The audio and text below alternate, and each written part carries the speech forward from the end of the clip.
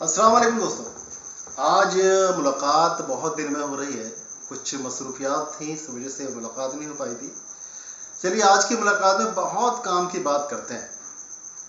देखिए, जिस्म के ऊपर गांठों का हो जाना या जिस्म के अंदर कहीं भी रसूली पैदा हो जाना या किसी भी तरह की कोई भी गांठ हो जाती है तो फिर उस गांठ को लेकर इंसान बहुत ज़्यादा परेशान हो जाता है और फिर जगह जगह डॉक्टर्स के पास जाता है, हॉस्पिटल्स में जाता है, तरह तरह के चेकअप्स होते हैं और फिर उसका कोई इलाज नहीं होता है। तब उसको ऑपरेशन के लिए कहा जाता है और ऑपरेशन बड़ी ही खौफनाक चीज़ है, आप जानते हैं। इससे हर इंसान बचना चाहता है। तो आज एक ऐसा ट्रीटमेंट मैं आपको दे रहा हूँ जो गांठों के लिए बड़ा ही ज़बरदस्त है।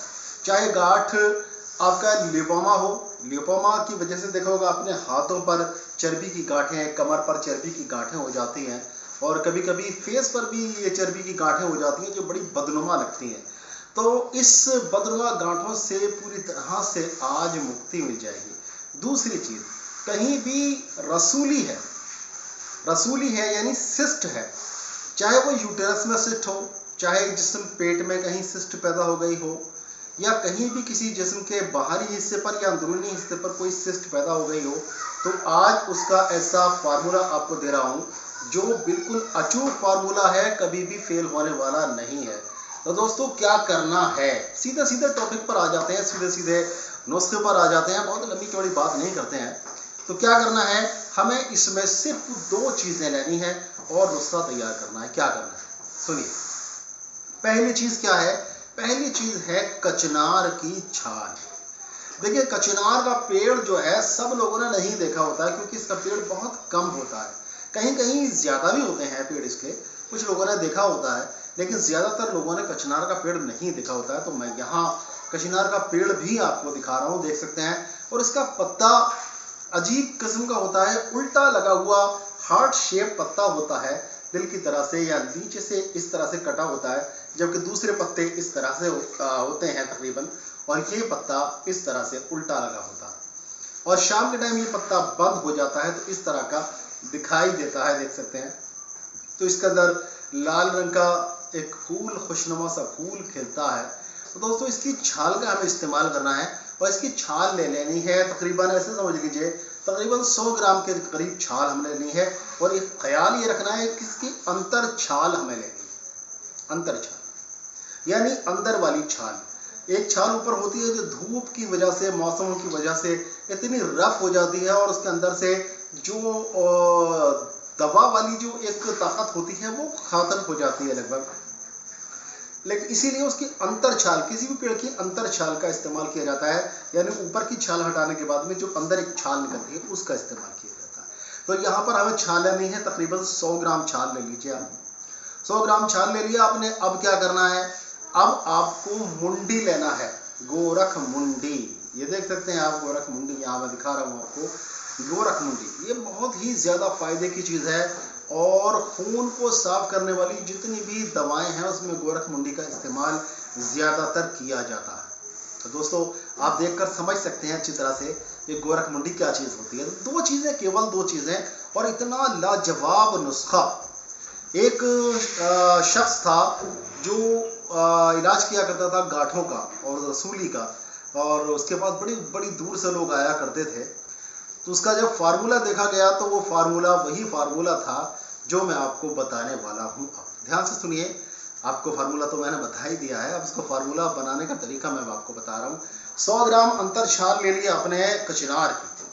अब उस कचनार की 100 ग्राम छाल को आप 4 लीटर पानी में जौकूब करके, यानी कि जौकूब का मतलब होता है, इसको जौकुट कहते हैं, जौकूब भी कहा जाता है। इसको बारीक बारीक इसको कूट लिया जाता है, मोटा मोटा दरदरा सा इसको कूट लिया जाता है छाल को। और उसको छाल को कूटने के बाद में आप 4 लीटर पानी में इसको डाल दीजिए।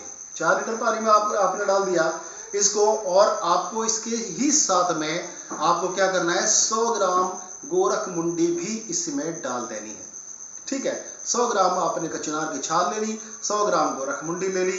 गोरख मुंडी को भी तोड़ दीजिए, तो जौकूब कर लीजिए और दोनों को डाल दीजिए।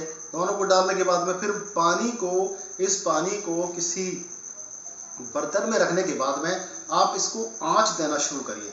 नर्म आंच दीजिए, यानी हल्की हल्की आंच देनी है।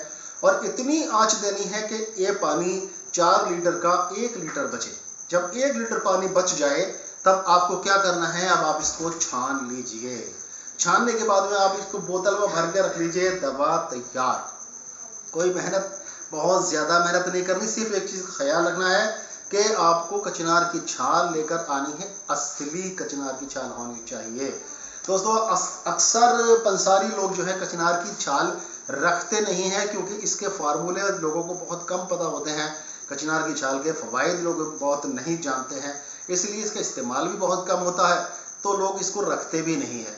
तो अब आपको कचनार की छाल जब लेने जाएँ तो कोई आपको कचनार की छाल मांगे और कोई भी छाल आपको उठाकर दे दे और आप उसको लेकर इस्तेमाल कर लें तो कोई फ़ायदा नहीं होगा, जाहिर है कोई फ़ायदा नहीं होगा।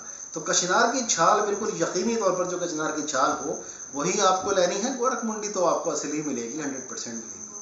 ठीक है, इसको लेने के बाद में आप इसको उबालिए। जब ये 1 लीटर पानी रह जाए इसको बोतल में भर लीजिए।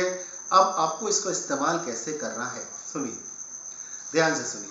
देखिए, इसको 10 ग्राम की मात्रा में, यानी 10 ml की मात्रा में आपको लेना है सुबह खाली पेट सुबह को लेना है। और अगर आप एक ख्याल रखेंगे, अगर आप उष्ण प्रकृति के हैं, गर्म मिजाज के हैं, तब आप इसको गाय के दूध के साथ में लेंगे। यानी कि ऐसा नहीं गाय के दूध में मिलाकर लेंगे, पहले आप इसको पी लेंगे 10 ग्राम 10 ml, और उसके बाद में 1 गिलास गाय का दूध पी लीजिए सुबह के टाइम। ठीक है, सुबह शाम दोनों टाइम ले लीजिए। और आप गर्म प्रकृति के नहीं है तो आप बिना गाय के दूध के साथ भी इसका इस्तेमाल कर सकते हैं। कहीं भी किसी भी तरह की कोई भी गांठ हो, चाहे वो आपके टेस्टिकल में, यानी नीचे की जो गोलियां होती हैं उसमें कहीं कोई गांठ निकल आई हो, वो गांठ हो, चाहे जिस्म में कहीं और गांठ हो गई हो, चाहे कोई रसूली पैदा हो गई हो, चाहे चेहरे पे हो, चाहे यूटेरस में हो, बच्चेदानी में रसूली पैदा हो जाती हैं अक्सर, या कमर के बाहरी हिस्सों में, या चेहरे पर कहीं भी किसी भी जगह पर हो, आपको गारंटेड इलाज में दे रहा हूँ, इसको आपको जारी रखना है। ऐसा मत सोच लेना कि आपने इधर दवा खाई और गांठ, आप देखें मिरेकल हो गया, ये तो मैजिक हो गया, एक दवा खुराक ले दी गांठ गायब हो गई, ऐसा नहीं है। कुछ दिन तक इसको कंटिन्यू रखना होता है, और इसको कंटिन्यू रखिए आप तकरीबन 1 से 2 से 3 महीने तक कंटिन्यू रखिए। और इसको 3 महीने के अंदर आपकी हर तरह की रसूली, हर तरह की गांठ बिल्कुल पूरी तरह से ख़त्म हो जाएगी। यहाँ तक कि ये फार्मूला जो कैंसर की गांठें होती हैं, पहले शुरू में ये नॉन कैंसरस होती है, बाद में कैंसर में कन्वर्ट हो जाती हैं, तो अगर स्टार्टिंग में कोई गांठ निकली है तो पहले आप इलाज इसका कर लीजिए, इस गांठ को पूरी तरह से ख़त्म कर दीजिए। दोस्तों, बहुत दिन में मुलाकात हो रही है, तो आज मैं फिर आपको याद दिला रहा हूँ, चैनल को सब्सक्राइब कर लीजिए, बेल आइकन ऑन कर दीजिए ताकि हमारी आपकी मुलाकात होती रहे। और दोस्तों बने रहिए, चैनल को सब्सक्राइब ज़रूर कर लीजिए ताकि अच्छे से अच्छा नुस्खा आपको मिलता रहे। और इस नुस्खों को बनाकर इस्तेमाल करिए, फ़ायदा उठाइए और लोगों को फ़ायदा पहुँचाइए।